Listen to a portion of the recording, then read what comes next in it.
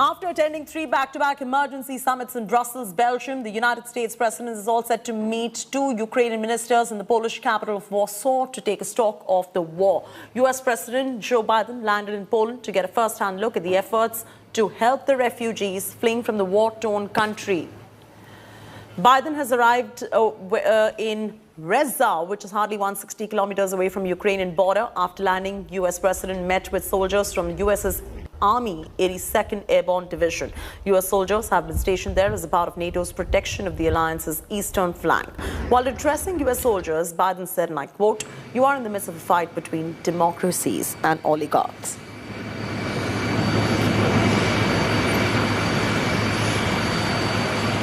Ukraine war enters day 31. Moscow continues to bomb key Ukrainian cities, including the capital city of Kiev and Kharkiv.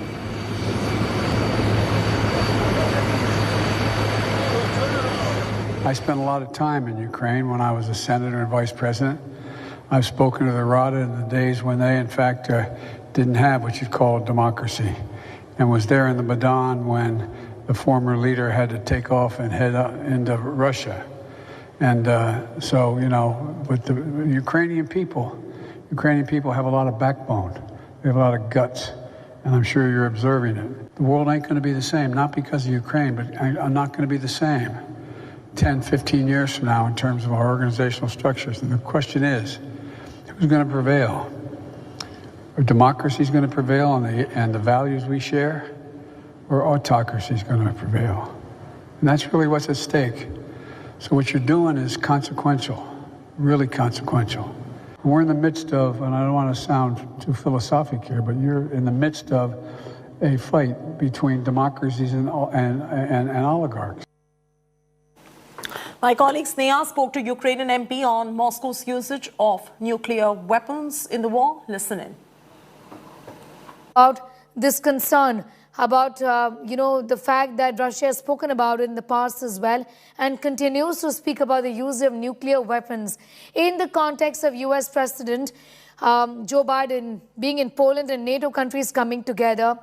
Does it look like that things could worsen from here on? What's the concern? We've seen already an extraordinary escalation of the conflict from Russia's side. And to be honest, after the world didn't react to the use of chemical weapons in Syria, Russia is testing new and new borders. And it's not the first time that Russia is committing the acts of nuclear terrorism around the world. We already saw the use of phosphorus, which is forbidden by all international treaties around the world in Ukraine during this conflict. We already find signs of preparation for the use of chemical weapons in Ukraine. And here, I think the world should draw very strict red lines as to how far the Russian threats and Russian aggression can go. Even a couple of months ago could expect this kind of vast war happening in the center of Europe. And no one could expect 8 years ago that some crazy person, even regardless of the interests of his own country, will redefine borders or try to redefine borders in Europe that were established after the Second World War. But here we are. We're living in a completely new reality and on the verge of Third World War. So today is the time when the world has to be as united as we can and as united as possible to counter Russian aggression. And after those threats that we're hearing on a constant basis, we have to request Russia's full nuclear and full disarmament of Russia, because that's the only way we can ensure stability and security not only in Europe, but in the entire world. As Ukraine continues standing tall and strong despite being bloodied and battered, Russian President Putin has switched to a new plan. Russia now vows to liberate Donbas, as its defense military stated that first phase of Ukraine operation was successful. This comes days after Russia had set up a new no-fly zone over Ukraine's Donbas. The Russians even claim atrocities by Ukrainian government and forces in the region. Earlier this month, Putin even said it had been a difficult decision to invade Ukraine. But the people of Donbas were not stray dogs. Remember, Donbas is crucial crucial as Russia-backed separatists now control 93% of Ukraine's Luhansk region and 54% of the Donetsk region, the two areas that jointly make up Donbas.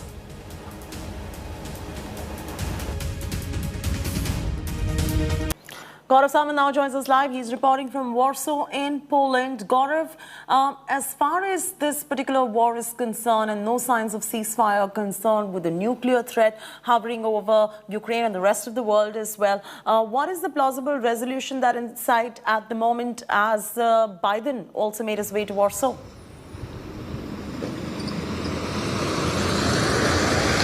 So, Chetty, there is no resolution in sight as of now. US President Joe Biden moments from now will be interacting with the Ukrainian refugees who've taken shelter here in Poland, and more than 2 million of them, 2.5 million is the figure that President Duda of Poland put out yesterday while interacting with the US President Joe Biden. So the situation here is extremely grim in terms of the people who fled the country, are looking for shelter here for the next 6 months while they continue to get food, healthcare, education, even jobs for 180 days.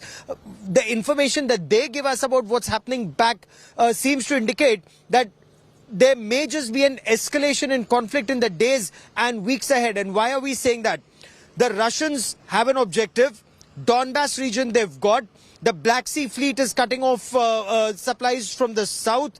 From Chernobyl, they're moving down towards Kiev. West is the only axis that remains relatively untouched. But that's one part of the story. The second part of the story is Ukraine has sought a lot of military hardware, from 500 anti-tank guided missiles to 500 surface-to-air missiles every day from the West, from NATO countries. Should they be provided from this axis, then this axis will be targeted. And this is where Poland is very apprehensive, because there are missiles falling barely 10 kilometers from the Polish border. Missiles are falling in Ivano-Franko, they've fallen in Lviv, which is an indication that if the conflict escalates towards this belt, Poland could well be in the line of fire. And that is why Poland, in its interactions with the United States, is demanding additional security in terms of more boots on grounds, surface-to-air missiles, anti-tank guided missiles, and an air defense missile shield. So that is an indication, Chetty, that this conflict may just escalate in the days and weeks ahead. Absolutely. And as the nuclear threat also looms large, what could be the repercussions for the rest of the world if this is not contained? And how does one even deal with this particular threat coming in from Russia?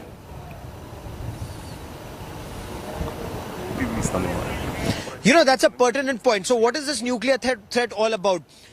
Especially when the nuclear-capable submarines, when they're sent out to the North Atlantic Ocean and not so secretly. So a nuclear submarine is your stealth weapon. It's your hidden weapon. And when Russia sends out its submarines for the world to see, they're sending out a very clear message. They're sending out a message to the United States. They're sending out a message to the North Atlantic Treaty Organization countries not to interfere, not to intervene in a battle between Ukraine and Russia, or there would be widespread ramifications and consequences for the world. So Russia has raised the stakes. Now it remains to be seen whether NATO countries want to do that. And clearly all indications so far, whether from the extraordinary emergency meeting of North Atlantic Treaty Organization countries that took place in Brussels, or G7 or EU, while they're talking about additional sanctions, they're talking about $1 billion worth of weapons for Ukraine. But what are these weapons? These are predominantly defensive weapons and partially offensive weapons, but not the S-300 missile shield that Ukraine seeks, or the fighter jets that Ukraine seeks, or the tanks that Ukraine seeks to fight Russia. What are they getting? They're getting the ATGMs, the anti-tank guided missiles, the surface-to-air missiles, and grenades, grenade launchers, small arms ammunition. All of that can protect Ukraine, but it cannot counter-attack Russia or take on Russian forces in a bigger way. All these are indications that neither America nor European countries want to raise the stakes as far as Russia is concerned beyond sanctions and giving defensive weapons to Ukraine. That clearly shows that President Zelensky and Ukraine are virtually fighting it out on their own, because the 1 lakh troops that are being deployed, whether it's in Poland or the eastern flank of the North Atlantic Treaty Organization countries, it's only to protect NATO allies and not Ukraine. All right, Gaurav, thanks for getting us those updates. We're going to keep coming back to you on more on this story. Now, hours after President Putin put his nuclear forces on state of alert, several Russian submarines capable of carrying 16 ballistic missiles each sailed into the North Atlantic. Tracked by Western militaries, the decision to send the submarines closer to European shores was seen by British Navy chiefs as posturing and a warning rather than an actual threat. The return towards Russia shortly afterwards, and normal levels of activity resumed. Since then, Western intelligence agencies have kept a close eye on the Kremlin's nuclear arsenal. While Russia's use of strategic nuclear weapons of the sort carried out by the submarines is still viewed by most observers as unthinkable, some analysts envisage a scenario in which shorter range, lower yield, tactical nuclear could be used. This is not the first time that Putin has hinted at using nuclear power. After the Russian troops invaded Ukraine, Putin on 28th of Feb, if you remember, claimed that he had asked Russia's nuclear forces to be on high alert. Russian troops also attacked the premises of Zaporizhia nuclear plant, and attempts were made to capture Chernobyl power plant.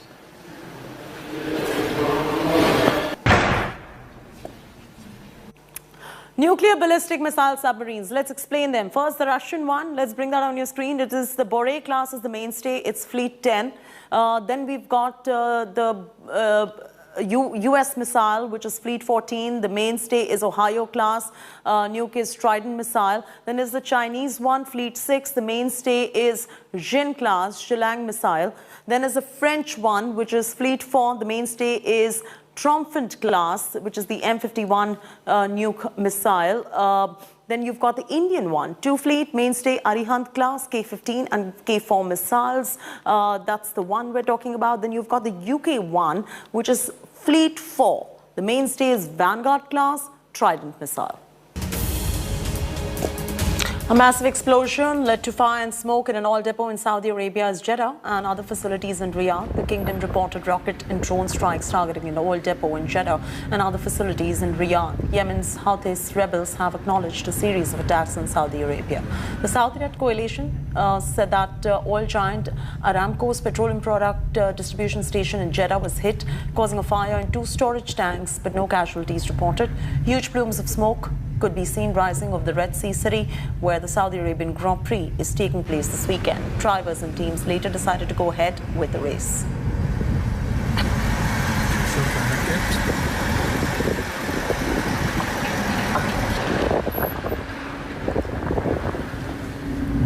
That's a wrap from me, Chayatina Rula, on this bulletin. Keep watching India Today and don't forget to log on to indiatoday.in or download our app.